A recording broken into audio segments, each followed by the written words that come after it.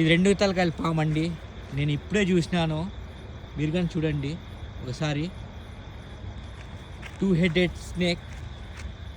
I'm very excited to see this snake in live.